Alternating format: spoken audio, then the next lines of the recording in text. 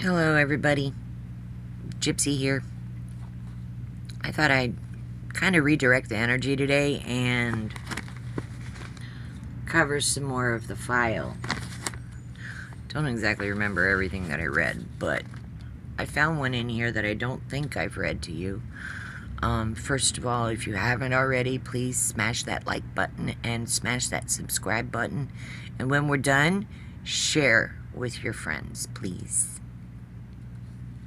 Alright, let's get started. I'll show it to you the best I can. Top secret, magic eyes only, national security information.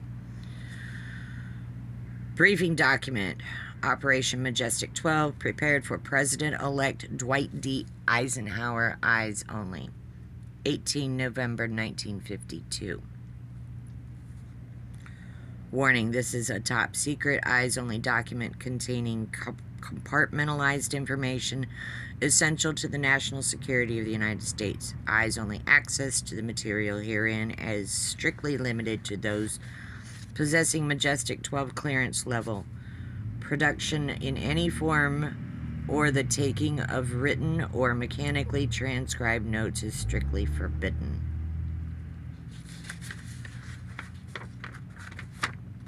Okay. Eyes only. Subject, Operation Majestic 12, preliminary briefing for President-elect Eisenhower. Document prepared 18 November 1952. Briefing officer, Admiral Roscoe H. Hillenkotter, MJ1.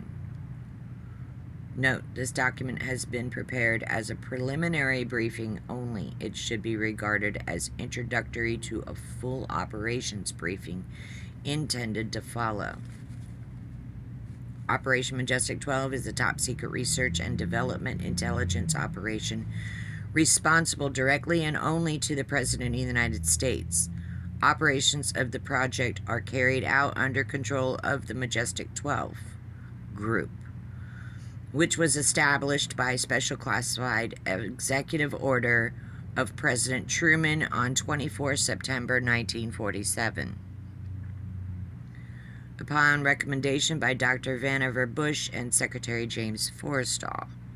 See Attachment A. Members of the Majestic 12 group were designated as follows: Admiral Roscoe Hillenkotter, Dr. Vannevar Bush, Secretary James V. Forrestal, General Nathan Twining, General Hoyt S. Vandenberg, Dr. Detley Bronk, Dr. Jerome Hunsaker, Mr. Sidney W. Sowers, Mr. Gordon Gray, Dr. Donald Menzel, General Robert M. Montague, and Dr. Lloyd V. Berkner. The death of Secretary Forrestal on May 22nd of 1949 created a vacancy which remained unfilled until August 1, 1950, upon which date General Walter B. Smith was designated as permanent replacement. You should look at what happened to Forrestal.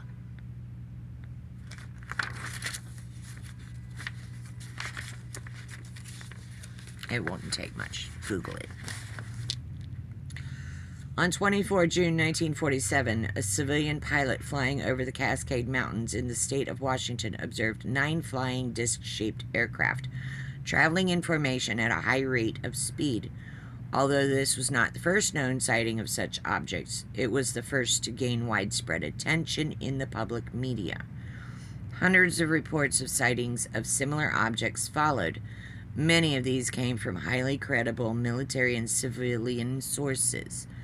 These reports resulted in independent efforts by several different elements of the military to ascertain the nature and purpose of those objects in the interests of national security. A number of witnesses were interviewed, and there were several unsuccessful attempts to utilize aircraft in efforts to pursue reported discs in flight. Public reaction bordered on near hysteria at times.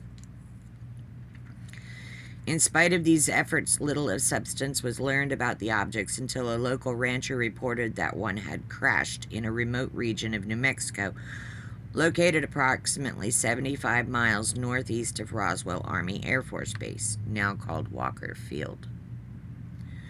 On 7 July 1947, a secret operation was begun to assure recovery of the wreckage of this object for scientific study. During the course of this operation, aerial reconnaissance discovered that 4 small human-like beings had apparently ejected from the craft at some point before it exploded. These had fallen to Earth about 2 miles east of the wreckage site. All 4 were dead and badly decomposed due to action by predators and exposure to the elements during the approximately 1-week time period which had elapsed before their discovery. A special scientific team took charge of removing these bodies for study. See Attachment C. The wreckage of the aircraft was also removed to several different locations. See Attachment B. Civilian and military witnesses in the area were debriefed, and news reporters were given the effective cover story that the object had been a misguided weather research balloon. Beginning of the cover-up.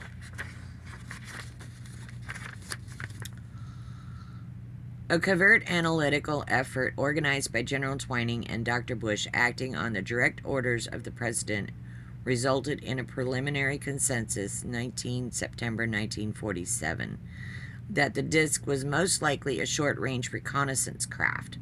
This conclusion was based for the most part on the craft's size and the apparent lack of any identifiable provisions. See Attachment D. A similar analysis of the 4 dead occupants was arranged by Dr. Bronk. It was the tentative conclusion of this group, November 30th of 1947, that although these creatures are human-like in appearance, the biological and evolutionary processes responsible for their development has apparently been quite different from those observed on postulated in Homo sapiens. Dr. Bronk's team has suggested the term extraterrestrial biological entities, or EBEs, be adopted as the standard term for reference for these creatures until such time as a more definitive designation can be agreed upon. Since it is virtually certain that these craft do not originate in any country on Earth, considerable speculation has centered around what their point of origin might be and how they got here. Mars was and remains a possibility, although some scientists, most notably Dr. Menzel, consider it more likely that we are dealing with beings from another solar system entirely. Numerous examples of what appear to be a form of writing were found in the wreckage. Efforts to decipher these have remained largely unsuccessful. See Attachment E. Equally unsuccessful have been efforts to determine the method of propulsion or the nature or method of transmission of the power source involved. Research along these lines has been complicated by the complete absence of identifiable wings, propellers, jets, or other conventional methods of propulsion and guidance, as well as a total lack of metallic wiring, vacuum tubes, or similar recognizable electronic components. See Attachment F. It is assumed that the propulsion unit was completely destroyed by the explosion, which caused the crash. Pretty big assumption there.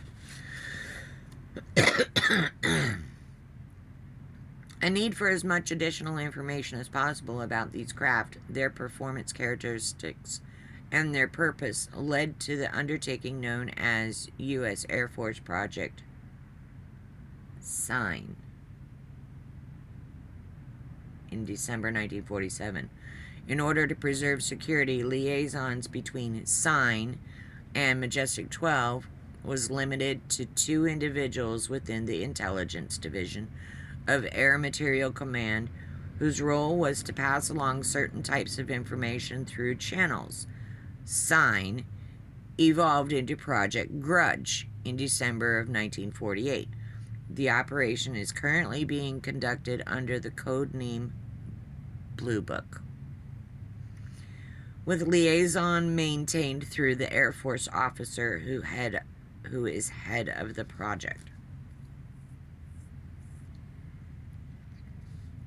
On 6 December 1950, a second object, probably of similar origin, impacted the Earth at high speed in the El Indio Guerrero area of the Texas-Mexican border after following a long trajectory through the atmosphere. By the time a search team arrived, what remained of the object had been almost totally incinerated. Such material as could be recovered was transported to the AEC facility at Sandia, New Mexico for study. Excuse me. Implications for the national security are of continuing importance in that the motives and ultimate intentions of these visitors remain completely unknown. In addition, a significant upsurge in the surveillance activity of these craft beginning in May and continuing through the autumn of this year has caused considerable concern that new developments may be imminent. It is for these reasons, as well as the obvious international and technological consideration and the ultimate need to avoid a public panic at all costs, that the Majestic 12 group remains of the unanimous opinion that imposition of the strictest security precautions should continue without interruption into the new administration. At the same time, contingency plan MJ 1949-OP okay, let me repeat that in case you want to look it up. MJ-1949-04P as in Paul /78. Top secret, eyes only. Should be held in continued readiness should the need to make a public announcement present itself. See attachment G.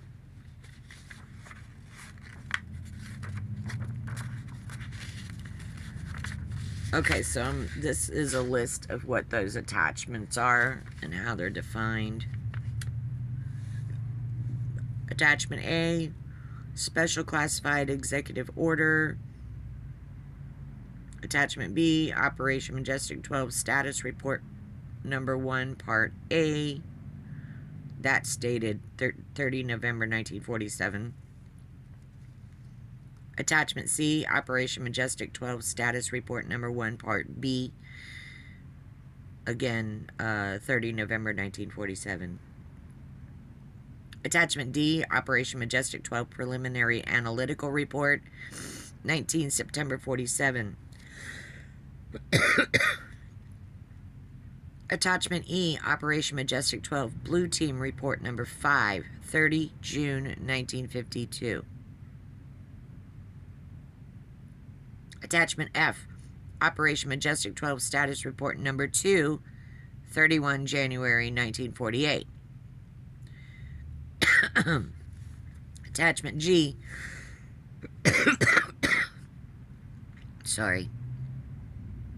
Operation Majestic 12 Contingency Plan MJ-1949-04P/78, 31 January 49.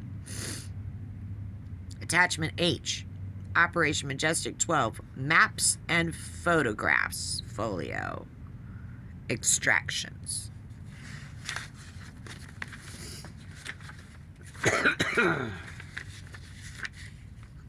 Top secret, eyes only. The White House, Washington, September 24, 1947.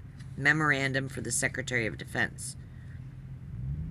Dear Secretary Forrestal, As per our recent conversation on this matter, you are hereby authorized to proceed with all due speed and caution upon your undertaking. Hereafter, this matter shall be referred to only as Operation Majestic 12. It continues to be my feeling that any future considerations relative to the ultimate disposition of this matter should rest solely with the office of the President, following appropriate discussions with yourself, Dr. Bush, and the Director of Central Intelligence.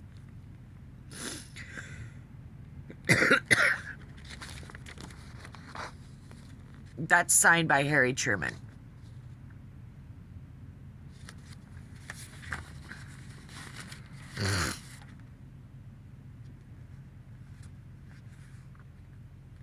And there's just a copy of it. Okay. I have those attachments, but the more I read this, the more I started getting this little tickle in my chest. As you can hear, I'm having trouble talking right now. And this happens to me when I start talking about things they don't want me to talk about. So, I'm going to leave this off here for right now, and I'm going to search through the file and find the attachments. And I will read to them to you when I can talk again, because they're kind of choking me up pretty bad right now. So, stay tuned. There will be more. And please feel free to Google any of the information I've given you. Maybe you'll be able to find things that have been declassified, since a lot of this has. It's just the general public has forgotten about this over time. We're seeing things in our skies all the time now, and we've become numb to it. Well, we shouldn't, because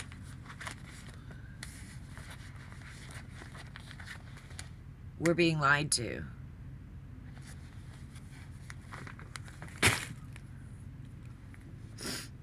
I think it's very important to know what's happening on this rock we call our planet, because it's the only one we have.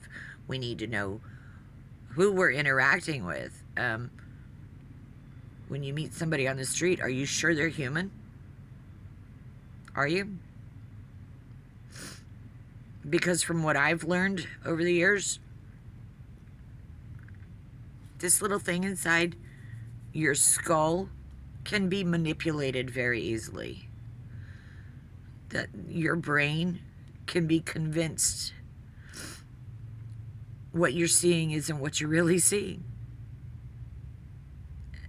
I know that sounds absurd and crazy, but it's the truth. You just have to be open-minded enough to recognize that things are not as they appear to be.